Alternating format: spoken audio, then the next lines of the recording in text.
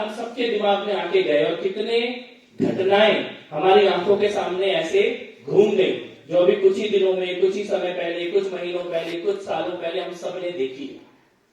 भारत के टुकड़े, ये ख्वाब पाल के, और ये आज का कोई सपना नहीं है कि इस देश के टुकड़े किए जाएं। इस देश के टुकड़े करने का सपना ये कम से कम 1500 साल पुराना उसकी नींव है, उसका बीज है।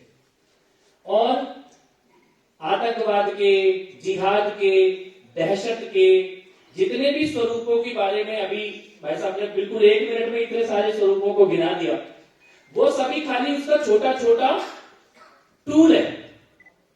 लेकिन असली ये जो आतंकवाद है भारत को तोड़ने का, और इसका जो युद्ध का मैदान है, वो हमारे मस्तिष्कों में है। ये बौद्धिक लड़ाई है, ये वैचारिक लड़ाई है। ये लड़ाई है कि किस प्रकार के लोग इस पुण्य भूमि में रहेंगे, शासन करेंगे, संचालन करेंगे, व्यवस्थाओं का निर्माण करेंगे, और किस प्रकार के लोग उन व्यवस्थाओं को तोड़ने का, बांटने का, बदलने का ख्वाब पाले घूम रहे हैं। तो एक दो छोटे छोटे एग्जाम्पल मैं इसलिए यहां पे देना चाहता हूं, जो कि हमारे आसपास की घटनाओं से जुड़े हुए हैं। अभी थोड़े दिन पहले उदयपुर में एक ईमानदार, मेहनती काम करने वाला टेलर, दर्जी कन्हैया लाल, वो अपनी दुकान में बिना किसी शंका के, आशंका के अपने काम में लगा हुआ था। और कन्हैया लाल जी के साथ उनकी दुकान में किस प्रकार का विभत्स हत्याकांड हुआ, वो हमने, आपने सबने देखा है, देखा हमने। कन्हैया लाल जी का ये पूरा जो घटनाक्रम है, ये क्यों इंपॉर्टेंट है हमारे जानने के लिए? क्योंकि खाली कन्हैया लाल जी के यहां कोई आया और उनकी हत्या कर दी, ऐसा नहीं हुआ। हत्या करने से पहले एक वीडियो बनाया गया जिसमें यह रिकॉर्ड किया गया कि हम इस व्यक्ति को मारने के लिए जा रहे हैं। फिर जब कन्हैया लाल जी के ऊपर हमला किया गया, उसको भी कैमरे पे रिकॉर्ड किया गया। और कन्हैया लाल जी की मृत्यु के पश्चात भी मारने वाले दोनों आतंकवादियों ने उसके बाद भी एक वीडियो बनाया। मारने से पहले वीडियो बनाया, मारने के दौरान वीडियो बनाया, और मारने के बाद भी वीडियो बना के पब्लिक में जारी किया वो वीडियो। तो एजेंडा क्या था? एजेंडा क्या था कि एक को मारो और 1 करोड़ में इसका भय फैला दो, आतंक फैला दो, दहशत फैला दो। भाई अपने भाई को व्हाट्सएप पे कुछ लिखने से रोक दे, मां अपने बेटे को बोले कि फेसबुक पे मत लिख, इतना मत बोल धर्म के बारे में, देश के बारे में। ऐसे बहनें अपने भाइयों का हाथ थाम ले कि तुझे क्या पड़ी है। ये एजेंडा था दहशत। भय कहां पे होगी? ये दहशत दिमागों में, लोगों के मन में भय व्याप्त हो जाए। उमेश कोहरे जी का अमरावती में, महाराष्ट्र में, किशन जी का गुजरात में, प्रवीण नेट्टारू जी बेंगलोर में।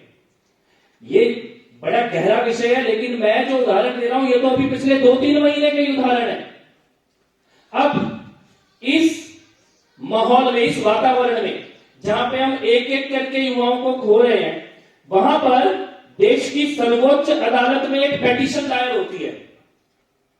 इस देश की सर्वोच्च अदालत में एक याचिका दायर होती है, और याचिका यह दायर होती है कि भारत में मुसलमानों का जीवन खतरे में है, उनको बहुत डराया जा रहा है, इसके बारे में सुप्रीम कोर्ट जो है हस्तक्षेप करे। मरा कौन? कन्हैया लाल जी, उमेश कोहरे जी, किशन जारवाड़ जी, प्रवीण नेट्टारू जी, श्रद्धा, अंकित शर्मा, ध्रुव त्यागी, दिलबर नेगी। और याचिका किसकी रक्षा के लिए दायर हुई? और कमाल देखिए, भारत के सर्वोच्च न्यायालय ने याचिका स्वीकार भी कर ली और उसी दिन नोटिस भी जारी कर दिया। यहां पर अजित भारती जी बैठे हैं, मैं नमन करता हूं अजित भारती जैसे व्यक्तित्व को। शायद भारत की न्यायपालिका के खिलाफ इतनी बुलंद आवाज में सत्यों और तथ्यों को सामने रखने का जो काम अजित भारती कर रहे हैं, अभी को और जब ये जेल जाएंगे तो इनकी मालिश भी नहीं होगी।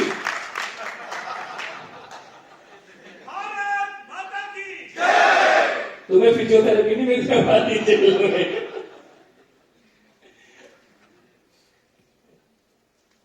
मैं ऐसी कोई कामना नहीं कर रहा कि आप जेल जाओ, लेकिन जो आप लड़ाई कर रहे हो भगवान कृष्ण की जन्मभूमि के दर्शन निश्चित है आपके। लेकिन आप ये सोचो कि देश का सर्वोच्च न्यायालय देश की वास्तविकता से ठीक उलट एक विषय पे चर्चा शुरू कर दे। यह है बौद्धिक आतंकवाद। आप मरोगे और आप ये कह भी नहीं पाओगे कि आप मर रहे हैं। एक आतंकवाद तो वो होता था जो औरंगजेब, बाबर, ये सब आक्रमणकारी आते थे, आया मारा लूटा गए, कुछ रुक गए, कुछ चले गए, और इनमें से किसी से पूरे 1500 वर्षों के इतिहास में एक दिन भी भारत इनसे पराजित नहीं हुआ। एक दिन भी। हम पराजित कहां हुए? जब इनके जाने के बाद, अंग्रेजों के भी जाने के बाद हमें हमारा इतिहास पढ़ाया गया, उस इतिहास की किताब में पढ़ाया गया कि हम पराजित हो गए।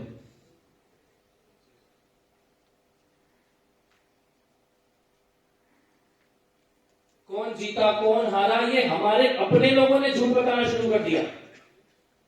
वहां पर पराजित, हम युद्ध के मैदानों में पराजित नहीं हुए, हम इतिहास की किताबों में पराजित हुए। क्यों?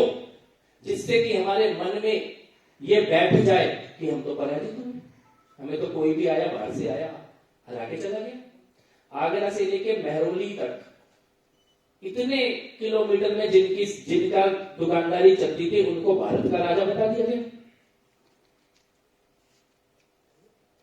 वहां से ये मानसिक और बौद्धिक आतंकवाद की शुरुआत हुई है। वहां से हमारे दिमाग में दो झूठ, जो मैं अपने हर मंच पे कहता हूं कि हमको अपने मन में बैठा लेनी चाहिए कि ये दो चीजें झूठ है। पहला झूठ कि भारत 1000 साल गुलाम रहा, इससे बड़ा कोई झूठ नहीं हुआ है। भारत एक दिन भी गुलाम नहीं रहा किसी का।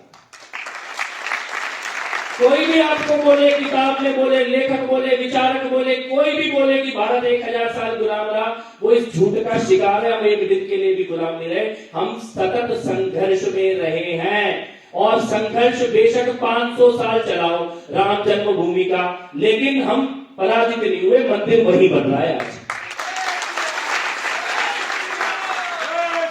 आप कल्पना करो, पूरे विश्व के मानव सभ्यता के इतिहास में ऐसा कोई समाज नहीं होगा जिस दिन इस औरंगजेब के समय प्रयागराज का नाम इलाहाबाद रखा गया, तब से लेके अगले 500 सालों तक इस देश की सत्ता, इस देश की किताब, इस देश के इतिहास लिखने वाले सभी इलाहाबाद बता रहे थे। लेकिन भारत का मानस देखो, भारत की लोक परंपरा देखो, एक पीढ़ी से दूसरी पीढ़ी तक सब बताते रहे हैं प्रयागराज है, प्रयागराज है, प्रयागराज है। और जिस दिन भगवाधारी बैठा सत्ता में, वो इलाहाबाद गंगा में बह गया।